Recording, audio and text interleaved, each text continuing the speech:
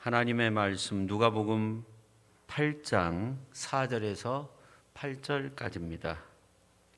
각 동네 사람들이 예수께로 나와 큰 무리를 이루니 예수께서 비유로 말씀하시되 씨를 뿌리는 자가 그 씨를 뿌리러 나가서 뿌릴새 더러는 길가에 떨어짐에 밟히며 공중의 새들이 먹어버렸고 더러는 바위 위에 떨어짐에 싹이 났다가 습기가 없으므로 말랐고 더러는 가시떨기 속에 떨어짐에 가시가 함께 자라서 기운을 막았고 더러는 좋은 땅에 떨어짐에 나서 100배의 결실을 하였느니라. 이 말씀을 하시고 외치시되 들을 귀 있는 자는 들을지어다. 아멘. 기도하겠습니다. 저희들을 부르시고 말씀 앞에 서게 하시니 감사드립니다. 이 시간 말씀을 통해서 우리의 삶이 변화되고 새롭게 거듭나는 그러한 놀라운 은혜의 시간으로 성령께서 함께하여 주옵소서. 예수님의 거룩하신 이름으로 기도하옵나이다. 아멘. 벌써 9월 첫 주일이 되었습니다. 9월 하면 이제 가을이 시작되는 계절, 본격적으로 들어가게 되는데 이 가을 하면 열매를 맺는 계절이다 그렇게 생각돼요. 봄에 씨를 뿌리고 뜨거운 여름철을 지나고 가을에 일교차가 있는 가운데서 맛있는 과일을 얻게 됩니다. 오늘 씨 뿌리는 비유의 말씀을 통해서 열매를 얻는 그러한 축복의 시간 될 수 있기를 예수님의 이름으로 축원합니다.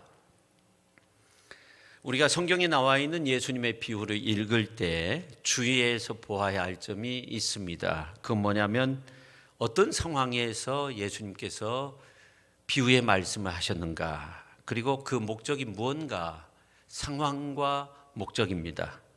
그러니까 읽을 때도 해석할 때도 마찬가지죠. 오늘 본문 4절은 어떤 배경과 상황에서 씨 뿌리는 비유가 등장하게 되었는가에 관한 말씀을 예수님께서 하셨어요.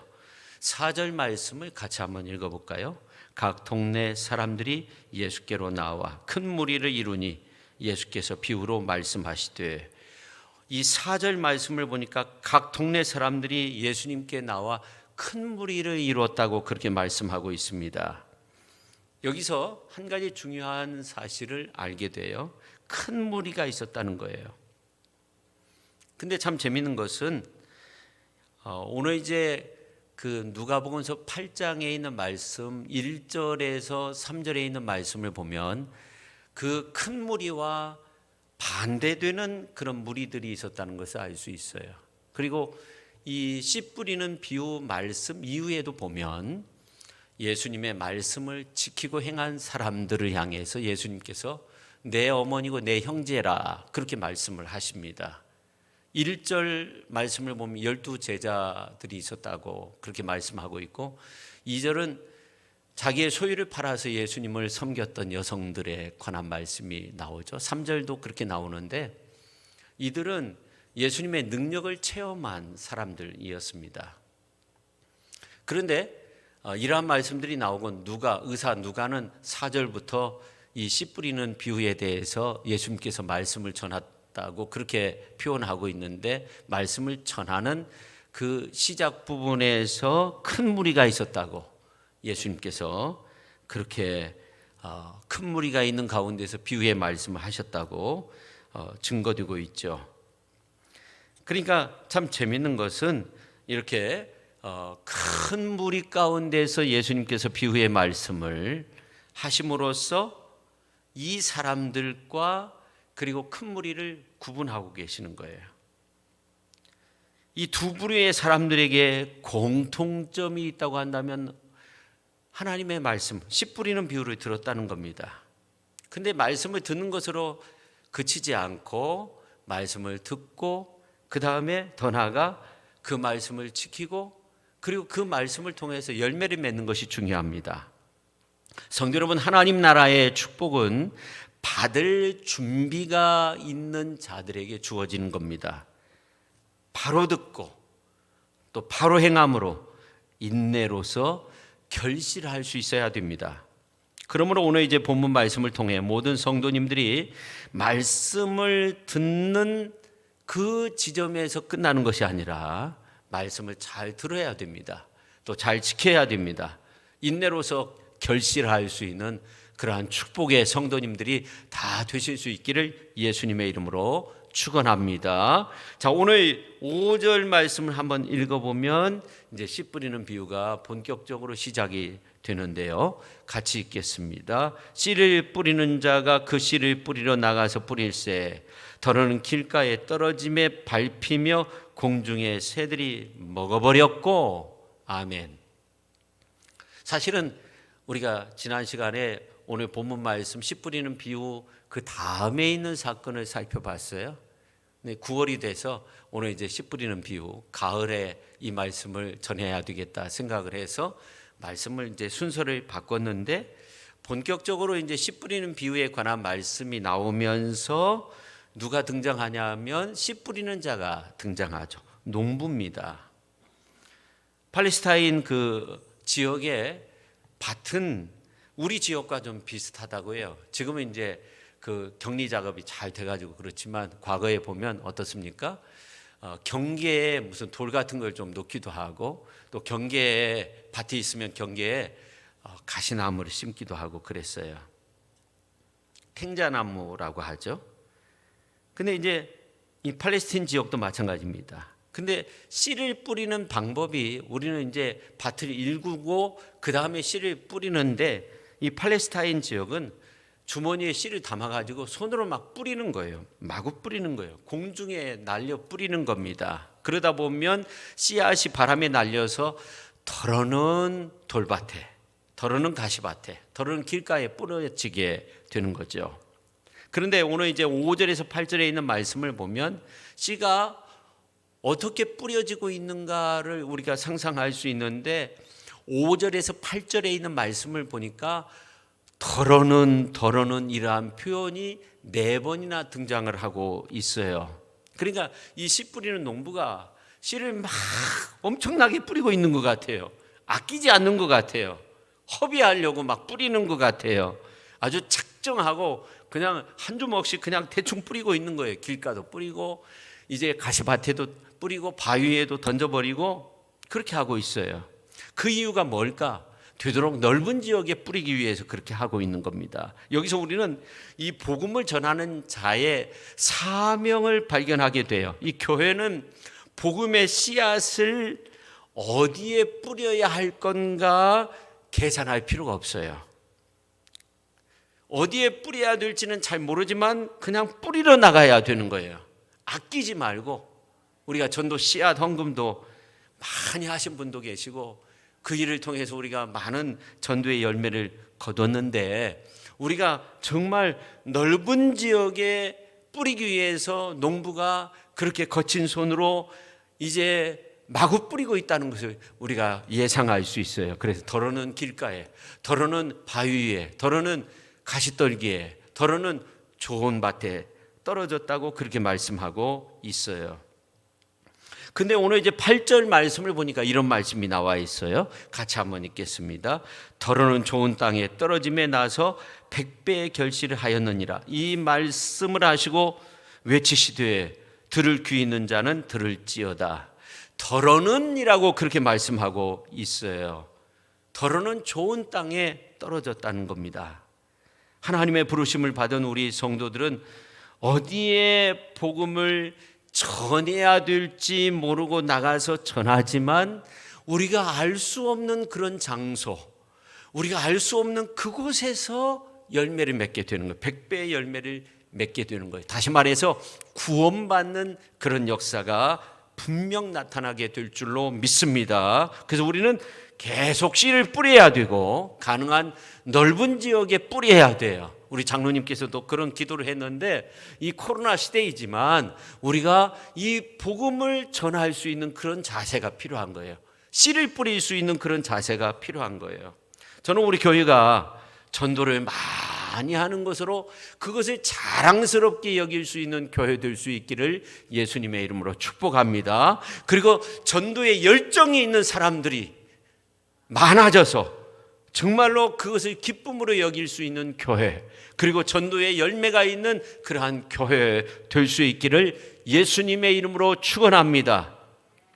자, 그러면 예수님은 이러한 씨 뿌리는 비유를 어떻게 해석하고 있느냐 하는 거예요. 예수님의 씨 뿌리는 비유는 우리들에게, 제자들에게 좀 알쏭달쏭한, 알 것 같기도 하고 모를 것 같기도 하는 그런 이야기죠. 여러분은 이 씨 뿌리는 비유를 너무나 잘 알고 있어요. 그리고 그 해석도 복음서에 나와 있어요. 예수님께서 해주셨다는 것을 알 수 있어요. 마태복음서 13장에 보면 더 자세하게 기록되어 있다는 것을 여러분 많이 들어서 알고 있어요. 그런데 맨 처음 여러분이 이 씨 뿌리는 비유를 들었다고 하면 이게 무슨 말일까 잘 모를 거예요. 제자들도 이 비유가 어떤 의미를 지니고 있는가 잘 몰랐어요. 그래서 예수님께 물었어요.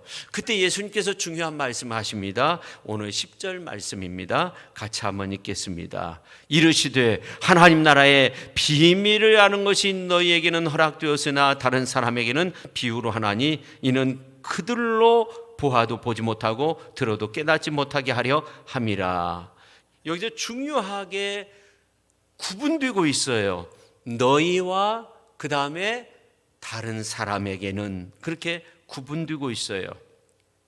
너희에게는 허락되었다는 거예요. 여기서 너희는 1절에서 3절에 나오는 예수님의 제자, 예수님을 섬겼던 여성들, 그리고 오늘 비유의 말씀 이후에 나오는 예수님의 말씀을 듣고 실천하는 사람들, 내 모친, 내 형제라고 예수님께서 말씀하신 그 부류의 사람들을 말하는 거죠. 그게 너희입니다. 그럼 다른 사람은 어떤 사람들이에요?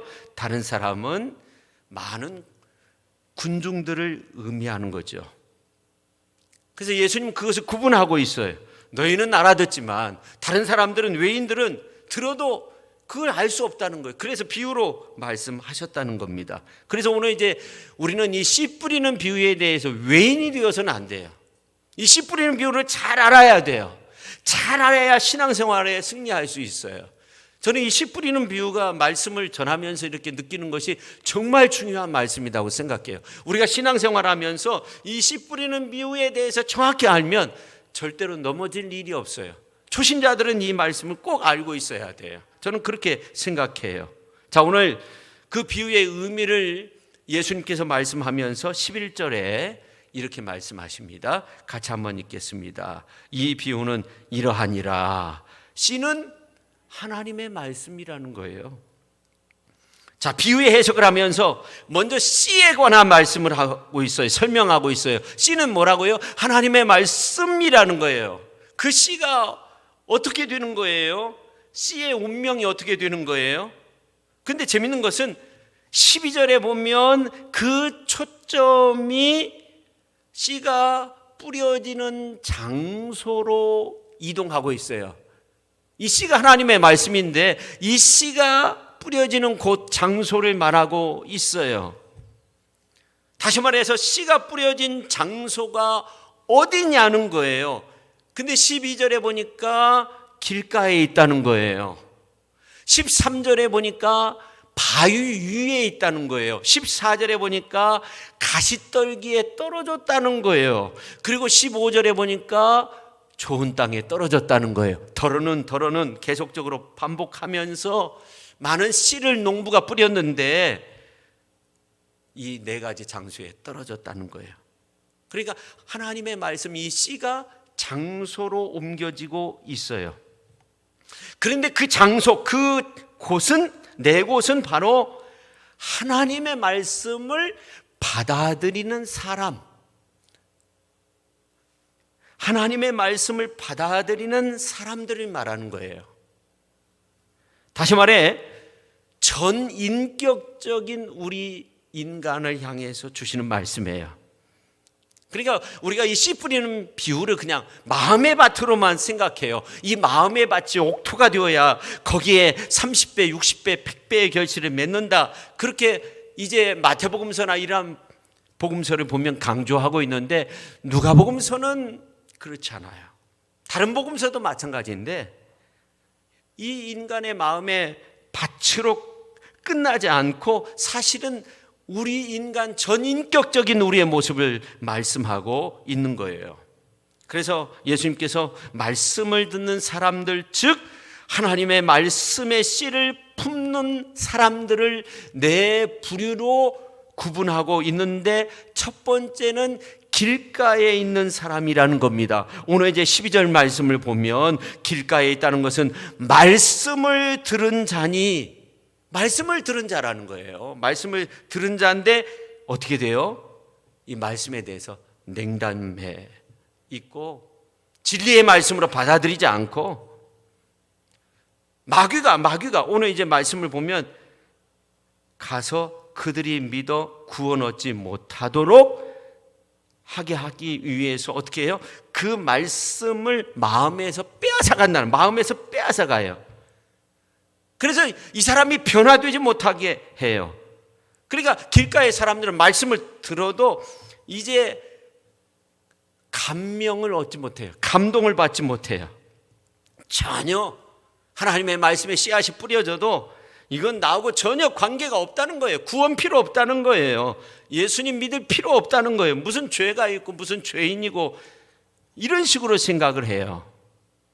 좀 더 설명드리면, 우리가 복음을 전할 때 전혀 이해하지 못하는 사람들이 있어요. 죄인임을 깨닫지 못하는 사람이 있어요. 구원의 필요성이 느껴지지 않는 사람들이 있어요. 이러한 사람들은 하나님의 나라에 대한 어떤 갈망이 전혀 없어요. 죄책감도 없어요. 용서받을 필요도 없어요. 죽으면 다 끝나는 거 아니냐, 뭐 이런 생각을 가지고 있어요. 이러한 사람은 사단의 밥이에요. 여러분, 우리는 길가에 있는 씨앗과 같은 모습의 사람이 되어서는 안 돼요. 그런 자세로 살아서는 안 돼요. 이러한 어떤 모습들이 우리에게 있다고 한다면 예수님의 이름으로 물리치시고 하나님의 백성으로서 아름답게 살아갈 수 있는 그런 훌륭한 믿음의 사람이 되어야 할 줄로 믿습니다. 그 다음에 두 번째, 바위에 있는 사람이 있다는 거예요. 하나님 나라의 말씀의 씨가 바위 위에 떨어진 것처럼 되어진 사람을 말합니다. 바위 위에 있다는 것은 성경적인 신앙에서 떨어져 나가 있다는 것을 의미해요.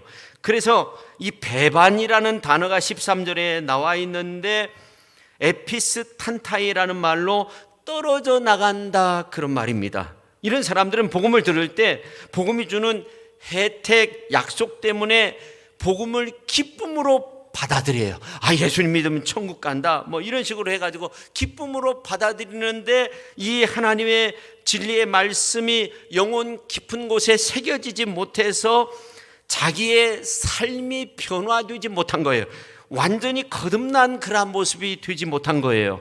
그래서 조금 잘하는가 싶더니 결국 뿌리를 내리지 못하고 성경적인 신앙에서 멀어져 버리는 그러한 삶을 사는 사람들입니다. 이런 사람들에게 복음이 주는 기쁨보다, 어떤 혜택보다 삶 속에서 느끼는 어떤 절망감, 비애, 역경, 이러한 것들이 닥치면 조그만한 공격에도 넘어져 버리는 거예요. 복음이고 뭐고 신앙이고 다 져버리는 거예요. 그래서 시험이 찾아오면 약속이나 한 듯이 예배 자리에 있지 않아요. 그래서 이러한 사람들은, 악한 마귀가 이러한 사람들 무서워하지 않아요. 교회에 다닌다고 해도 무서워하지 않아요. 무슨 예배에 가서 은혜 받았다고 그렇게 말해도 무서워하지 않아요. 악한 마귀는 무서워하지 않아요. 왜냐하면 결정적인 순간에 한 방이면 이 사람 무너진다는 것을 알고 있는 거예요. 우리는 그런 사람이 되어서는 안 돼요. 바위에 뿌려진 씨앗과 같은 그러한 사람이 되어서는 안 돼요. 근데 좋은 땅에 떨어진 사람은요, 결정적인 순간이 와도, 악한 마귀가 시험하고 환란이 와고 풍파가 몰아치고 이제 악한 역사들이 일어나도 그 신앙이 더욱더 깊어지고 좋아지는 거예요. 좋은 땅에 떨어진 씨앗과 같은 거예요. 슬픔과 고난과 역경이 왔는데 이 사람이 넘어질 것 같은데 절대로 넘어지지 않아요. 그 신앙이 더욱더 위대한 믿음으로 승화시키는 그러한 모습들을 지니게 돼요. 우리는 정말로 좋은 땅에 뿌려진 씨앗과 같은 그러한 성도의 모습을 지녀서 오늘 말씀에 있는 것처럼 100배의 아름다운 수확을 얻어야 될 줄로 믿습니다. 바위에 떨어진 씨앗과 같이 되어서는 안 돼요. 길가에 떨어진 씨앗과 같이 되어서는 안 돼요. 잠깐 믿다가 뿌리가 깊지 않아서 넘어져서는 안 돼요. 끝까지 인내하면서 결실을 맺는 그러한 축복의 성도님들이 다 되실 수 있기를 예수님의 이름으로 축원합니다. 그 다음에 세 번째는 가시떨기에 떨어진 사람이에요. 오늘 14절 말씀 같이 한번 읽겠습니다. 가시떨기에 떨어졌다는 것은 말씀을 듣는 자이나 지내는 중 이 생의 염려와 채물과 향락의 기운이 막혀 온전히 결실하지 못하는 자요. 그렇게 말씀하고 있어요. 말씀의 씨앗이 가시떨기에 떨어진 것 같은 그러한 사람은 어느 정도 영적으로 성장할 수 있는 자질이 갖춰져 있어요. 잠재력이 있어요. 그래서 이제 상당한 정도의 신앙의 모습을 지니고 있는 것 같은데 궁극적인 신앙의 중요한 것과 신앙의 부차적인 것 이러한 것을 혼동해요. 무엇이 중요한가 이것을 혼동해요. 결국에 실패하게 돼요. 열매 맺지 못해요. 세례 요한의 메시지를 들은 헤롯이 자기의 죄를 알아요. 느껴요. 근데 인정하지 않아요. 이런 가시떨기에 떨어진 사람에게는 세 가지의 어떤 문제가 일어나게 되는데 첫 번째는 이생의 염려가 있다는 거예요. 이생의 염려. 마가복음서에 있는 말씀을 보면 오늘 14절 중반절에 나오는 이 이생의 염려를 세상의 염려라고 그렇게 표현하고 있어요. 세상의 염려, 세속적인 거, 그런 염려 때문에 신앙이 온전하게 성장하지 못하는 거예요. 이러한 염려는 신앙생활에 매우 해로운 것으로 영혼 깊은 곳에 그 저항력을 잃어버리는 거예요. 영혼에 백신이 없는 거예요. 잃어버리는 거예요. 그래서 자꾸만 신앙이 떨어져요. 영혼이 자꾸만 약해져요. 영혼이 잘 되어야 하는데 나중에는 어떻게 돼요? 열매를 맺지 못해요. 그 다음에 두 번째는 재물입니다. 오늘 이제 14절 중반절에 나와 있죠. 재물에 대한 지나친 열망 때문에 진리를 따르지 못한다는 이러한 말씀이 성경에 얼마나 많이 나옵니까? 부자에 대한 어떤 비유, 또 젊은 관원이 부자였는데 예수님을 따르지 못했다는 이러한 말씀, 예수님께서 심지어 이런 말씀을 하십니다. 낙타가 바늘귀로 들어가는 것이 부자가 하나님의 나라에 들어가는 것보다 쉬우니라. 제자들이 놀라가지고 그렇다면 누가 구원을 얻게 됩니까? 예수님께서 하시죠. 이런 말씀을 말씀하시죠. 사람으로는 할 수 없지만 하나님으로서는 다 하실 수 있느니라. 우리가 정말 부유하게 살아야 됩니다. 부유하게 살아야 됩니다. 그런데 중요한 건 뭐냐면 우리가 두 주인은 섬길 수 없는 거예요. 물질을 주인처럼 섬겨서는 안 돼요. 우리는 하나님을 주인으로 섬겨야 돼요. 할렐루야. 그 다음에 세 번째 향락이 있어요. 육체의 쾌락을 위해 영혼의 존귀한 가치를 망각해서는 안 돼요. 숭고한 영혼이 마침내 영생에 이르지 못하게 하는 그 세상의 향락으로 인해서 넘어지고 쓰러져서는 안 되는 거죠. 그 향락은 두 가지가 있어요. 아주 직접적인 거, 어떤 술 취함이나 음란한 행위나 어떤 폭력적인 거, 뭐 이런 것들. 그리고 또 한 가지는 죄는 아닌데 여기에 빠지는 것들이에요. 죄는 아닌데. 과거에 저는 그런 말을 들은 적이 있어요. 어느 사모님이 마라톤을 아주 좋아해가지고 주일날 주일 예배 빼먹고 마라톤 참여했다는 그런 이야기를 들은 적이 있어요. 그런 분도 있어요. 어떤 분은 낚시를 좋아해가지고 주일 예배 드리지 않고 낚시대회에 참여했다는 그런 말을 듣기도 해요. 어떤 것에 심취하면 영혼의 그 존귀함을 잃어버리게 되는 거예요. 영혼의 그 존귀한 그 가치 망각해버리는 사람이 되어서는 안 된다는 겁니다. 그 향락에 빠져서는 안 된다는 거예요.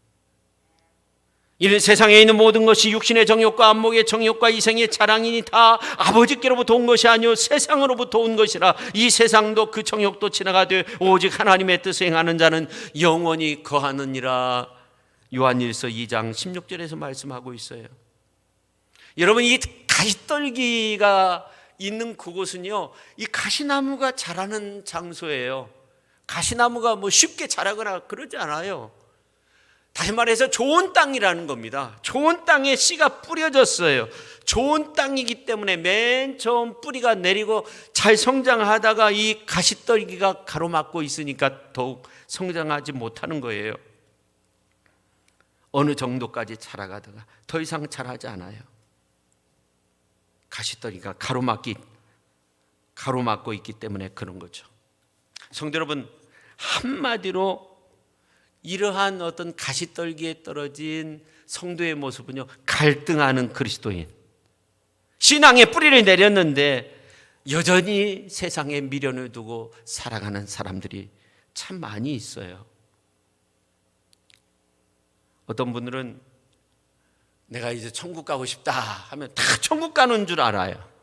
내가 구원받을 수 있겠지, 뭐 이런 어떤 가정 속에서 사시는 분들도 있어요.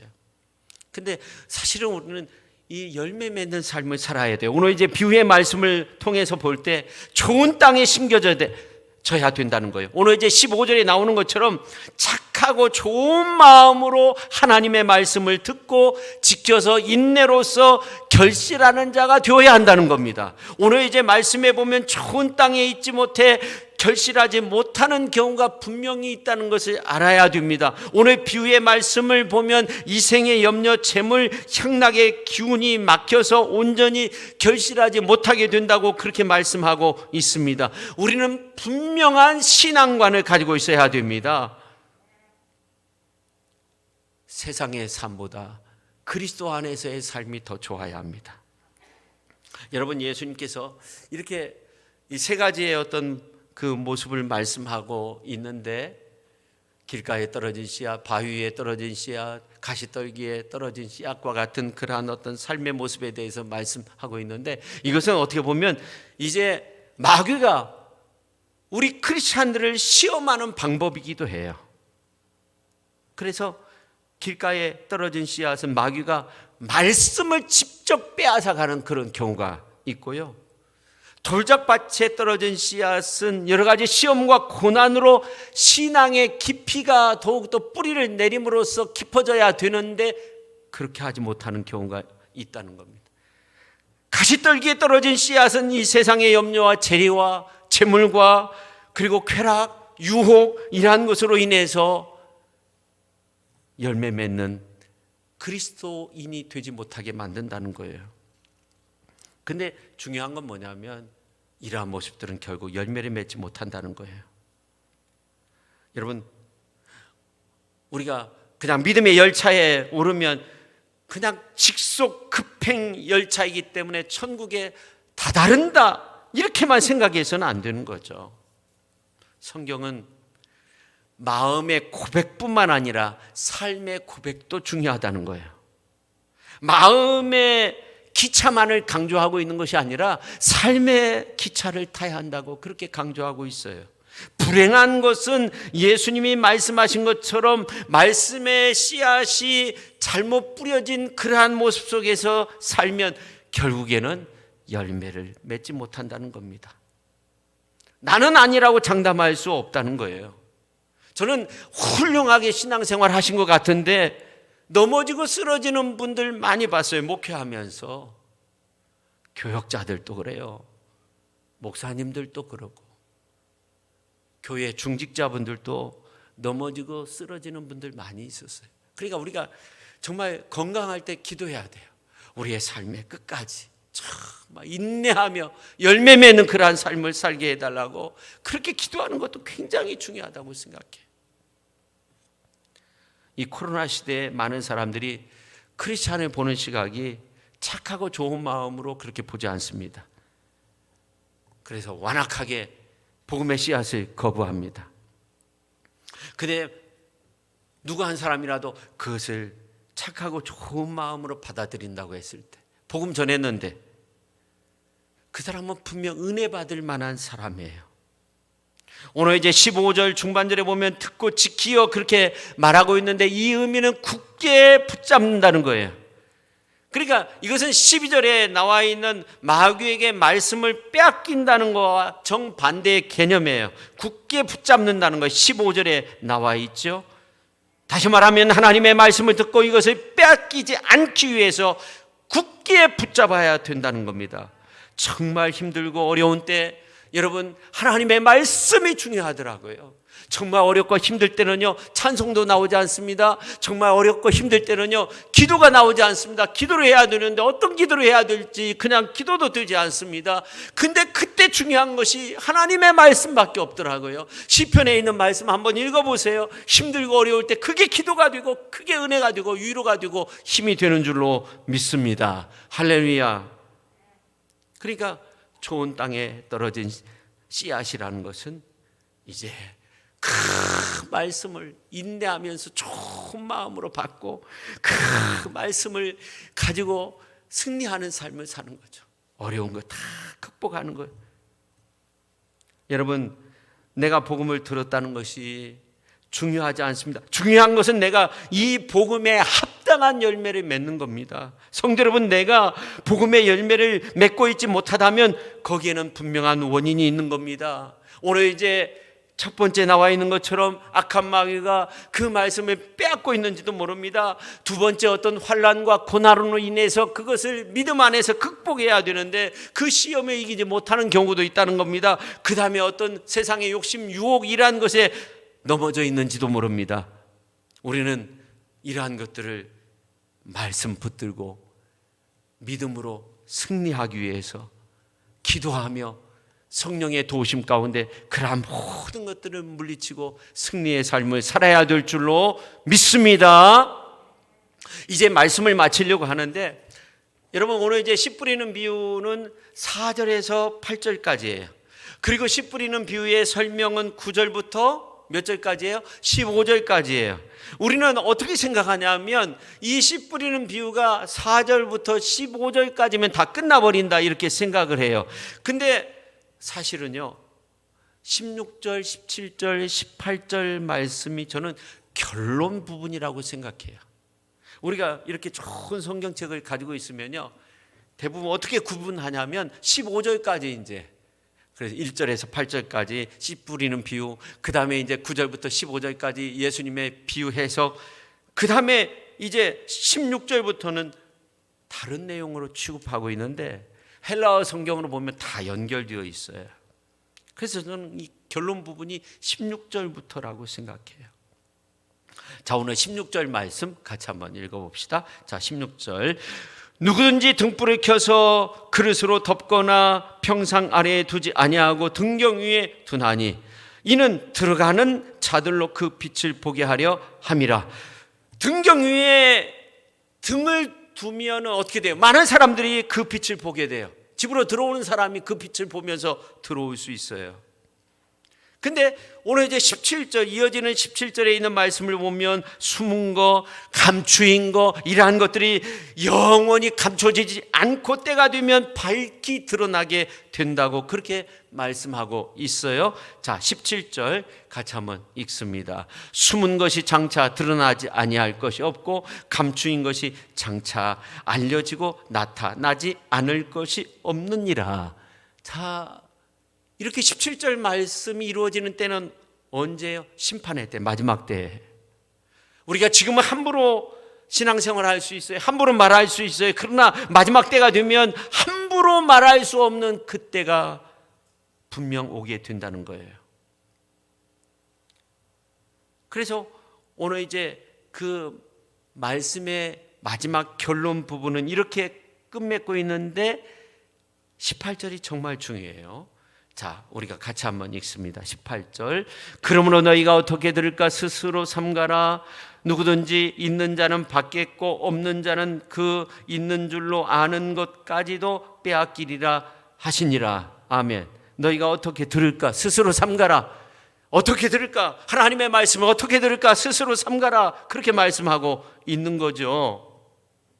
이 말씀은 가장 먼저 나에게 해당되는 거예요. 가장 먼저 이 말씀을 전하는 저에게도 해당되고 이 말씀을 듣는 여러분에게도 해당되는 거예요. 왜냐하면 여기에 보면 그러므로 너희가 어떻게 들을까? 스스로 삼가라. 여기는 예의가 없어요. 왜냐하면 18절 하반절에 보면 누구든지 있는 자는 받겠고 누구든지 그렇게 말씀하고 있어요. 그러니까 이 씨 뿌리는 비유의 말씀 그리고 예수님의 해석에 이러한 내용들 가장 먼저 적용해야 되는 것은 나 자신 스스로 삼가라. 스스로 삼가라. 누구든지 있는 자는 받는다는 거예요. 예의가 없다는 거예요. 누구든지입니다. 그러니까 내가 하나님의 말씀을 어떻게 듣고 있는가 우리가 스스로 점검해 봐야 되는 거죠. 누구든지 있는 자는 받고 없는 자는 그 있는 줄로 아는 것까지도 빼앗긴다고 그렇게 말씀하고 있어요. 이 씨 뿌리는 비유를 통해서 네 부류의 사람들 가운데 나타날 수 있는 그 결과를 말하고 있는 거예요. 그렇죠. 믿음의 열매를 맺는 자, 100배의 열매를 맺는 자, 좋은 밭에 떨어진 씨앗과 같은 그러한 사람들 말씀을 정말 기쁨으로 받고 은혜로 받고 이제 선한 마음으로 받고 그 말씀을 인내하면서 이제 지킴으로 열매를 맺는 사람들, 이런 사람들은 어떻게 돼요? 더 많이 받게 된다는 거예요. 하지만 열매가 없음에도 불구하고 열매가 없어요.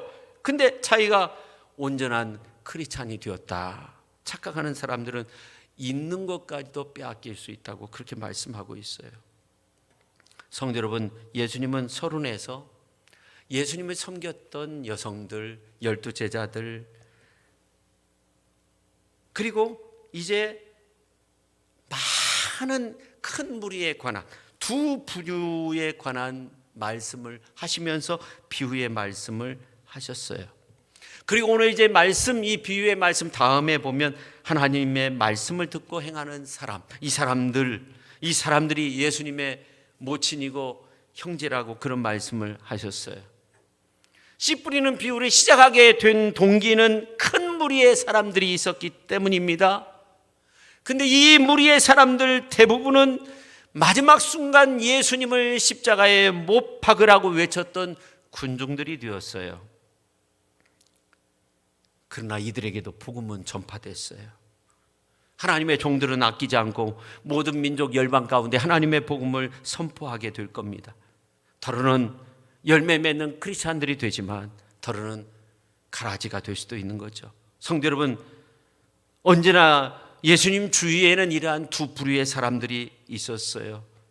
하나님이 직접 육신의 몸을 입고 이 땅에 오셔서 천국 복음을 전하셨는데도 예수님이 천국 복음을 전하셨는데도 두 부류의 사람들이 존재했어요. 오늘 우리가 하나님의 말씀을 대할 때도 우리 자신을 한번 점검해 봐야 돼요.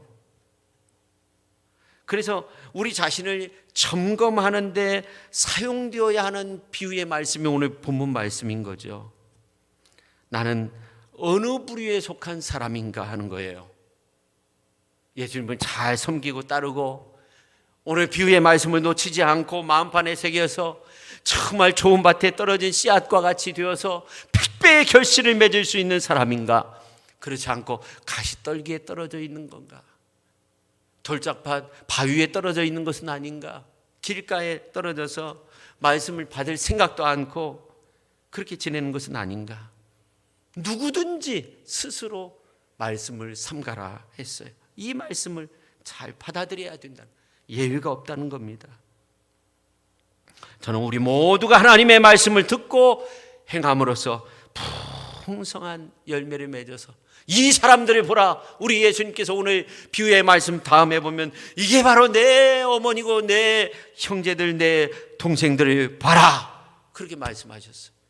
예수님의 모친과 친동생들이 와서 예수님을 찾을 때 누가 나의 어머니고 누가 내 동생들이냐? 여기 하나님의 말씀을 듣고 실천하고자 하는 사람들이 아니냐? 예수님께서 말씀하셨던 것처럼 오늘 이 씨 뿌리는 비유 그 말씀을 마음판에 새기고 그 가운데서 아름답게 살아갈 수 있는 훌륭한 능력의 성도님들이 다 되실 수 있기를 예수님의 이름으로 축원합니다.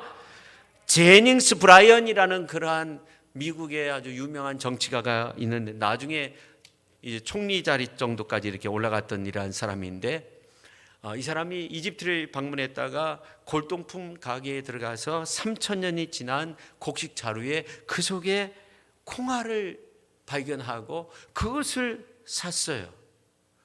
집에 와가지고 미국에 와서 그것을 이제 밭에 뿌리고 계속적으로 물을 주니까 3,000년이 지났는데 거기에서 싹이 나고 나중에 완두콩이 나왔다고 해요. 국무총리 지내고 그 다음에 이제 정치인의 그 삶을 마감하고 가는 곳곳마다 복음을 전할 때 어떤 사람들은 복음을 받아들이지 않을 때 그는 이 카이로에서 구입한 완두콩 이야기를 했다고 해요. 3,000년 동안 죽어있던 콩알 하나도 땅에 심으면 열매를 맺습니다.